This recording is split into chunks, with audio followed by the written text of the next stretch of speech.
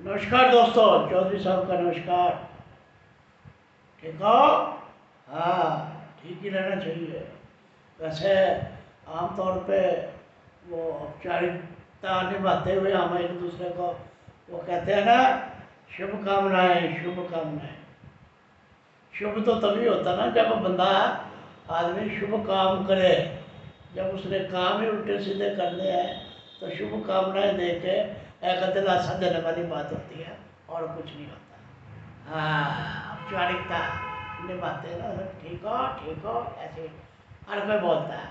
चलो इस बात को हम इस तरफ रखते हैं। दूसरी तरफ कल मैंने आपसे कहा था कि हम चर्चा करेंगे कि पंजाब में अब मौजूदा समय में भारतीय जनता पार्टी का वो भविष्य है, जो भविष्य है वो क्या है।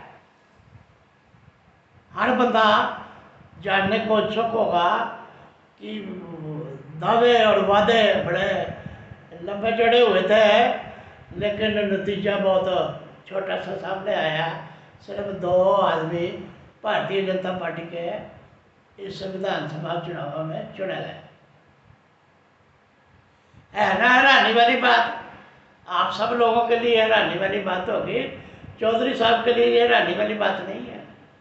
इसके पीछे कुछ कारण है। हाँ, पहला जो सबसे बड़ा कारण है कि भाजपा का उस कैप्टन पे विश्वास करना जिसको 4.5 साल बाद लगातार कोसती रही भारतीय जनता पार्टी कि इस कैप्टन ने पंजाब का बेड़ा गर्क कर दिया। तो उसी कैप्टन पे विश्वास प्रकट करना लोगों को, पंजाब के लोगों को पसंद नहीं आया। मेरी बात समझ गए हो कि मैं क्या कहना चाहता हूँ? कैप्टन पे विश्वास और जनता का अविश्वास यह लोगों के सामने प्रत्यक्ष रूप से सामने आ गया है। 2 सीटें भारतीय जनता पार्टी पंजाब में अगर अपने आप को खड़ा करना चाहती है तो इसको कम से कम अपने बलबूते पे ही होना चाहिए था ना। कैप्टन साहब से गठबंधन करने की क्या जरूरत थी? वो अलग से चुनाव लड़ते, ढींडसा साहब अलग से चुनाव लड़ते, भाजपा अलग से चुनाव लड़ती, तो इसके जो नतीजे हैं ना वो कुछ और तरीके के हो सकते थे। अब कैप्टन का 4.5 साल का जो बोझ है, हाँ वो बोझ है, वह छोटा नहीं था, बहुत बड़ा था। पहले ये अकालियों के बोझ उठाते रहे, अब ये कैप्टन का बोझ उठाते रहे। अब वजह इनकी बड़ी बुलंद थी, हम अकेले लड़ेंगे, अब अकेले लड़ेंगे, अब अकेले लड़ेंगे, अब अकेले के अब खुद अकेले रह गए। और दूसरी बात जो इन्होंने जो डिसीजन लिया है ना, मेरे को चौधरी साहब को सही नहीं लगा कि जो कैंडिडेट जहाँ से लड़ा था पिछले चुनावों में उन सबको उसी पे लड़वा दो। तो उसमें जो असली बात है, जो उस एरिया में भाजपा के अंदरूनी ही बंदे चुनाव लड़ना चाहते थे, वो तो कसमुकसा के रह गए हैं।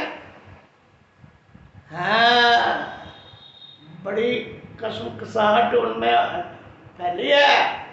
और उसको दूसरी जो बात है, जो इनका मूल रूप का जो कैडर था भारतीय जनता पार्टी का, उसकी नमोशी जो है ना, उसकी जो नाराजगी है, वो किसी ने दूर करने की कोशिश नहीं की।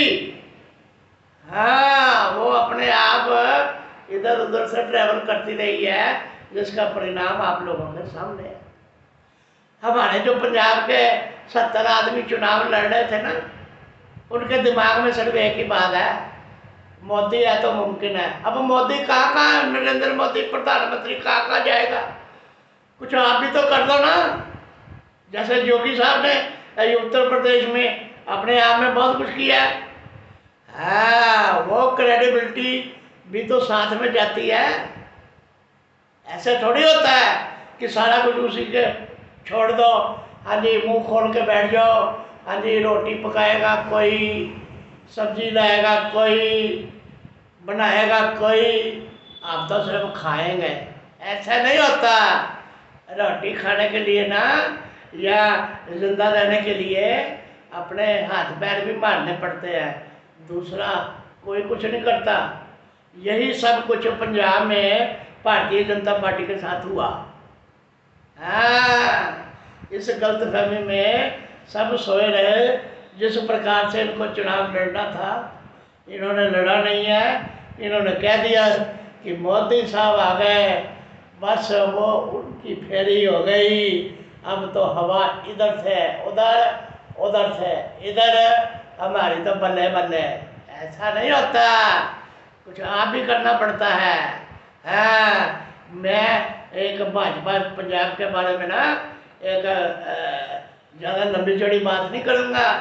मैं तो सिर्फ एक ही बात चौधरी साहब कहना चाहते हैं कि भाजपा में जिस बंदे की जो योग्यता है ना, उसको उस स्थान पे रखो। ये मत देखो ये 20 साल का कार्यकर्ता है, ये 30 साल का कार्यकर्ता है, इसको यहाँ स्थापित करना है, इसको यहाँ स्थापित करना है, और कुछ पल्ले भी तो होना। ये तो यहाँ तो ये देखा जाता है कि मीडिया से संबंधित उन लोगों को ये जिम्मेवारी सौंप देते हैं जो आधे पेज की खबर बनाने के काबिल नहीं होते। इधर उधर से हाथ पैर मार के फिर मिनते करके दूसरों से खबरें बनाते हैं, वैसे मीडिया इंचार्ज बने हुए हैं। तो भाई वो क्या संदेश लोगों को देंगे? ये बिल्कुल नहीं देंगे। मेरी ये बातें हैं ना, ये खरी खरी है, मैं खरी सुनाता हूँ। आपके लिए खोटी है तो कोई बात नहीं, मेरे लिए खरी है। अब ये खरी खोटी बातें अगर विशाल मन से या दूसरे तरीके से आप इसको स्वीकार करेंगे तो आपको पता चल जाएगा कहाँ पे क्या क्या है, क्या गलतियाँ हैं, क्या नहीं है। गलतियाँ तो अब मेरा जो ऊपर वाला है ना, जो केंद्रीय नेतृत्व है भारतीय जनता पार्टी का, मैं तो उनसे यही मशवरा चौधरी साहब देंगे कि जिसमें जितनी योग्यता है उसको वैसा ही पद दो। हाँ, बड़े बड़े बड़े फिरते हैं अगर उनको कहो ना कि किसी शास्त्रार्थ में आ जाओ, बहस कर लो, तो उनकी टाइटल फिक्स हो जाएगी। उनको पता ही कुछ नहीं है कि क्या करना। उनको उनके पीछे ये है, ये 30 साल पुराना कार्यकर्ता है, ये 20 साल पुराना करता ये तो अभी अभी आया है, इसको क्या करना है। लेकिन जो अभी अभी आया गुणी बंदा है तो उसके जिम्मेवारी दो। जो 30 साल का पुराना बंदा उसी ठर्रे पे चल रहा है तो उसको अगर आप पद दोगे या जिम्मेवारी दोगे तो हाल यही होगा, दो से आगे नहीं बढ़ना। 2 से आगे आप बड़े थे, 19 भी आए थे। हाँ, एक वक्त था जब आपने अकेले चलना है तो अकेले दम पे चलो।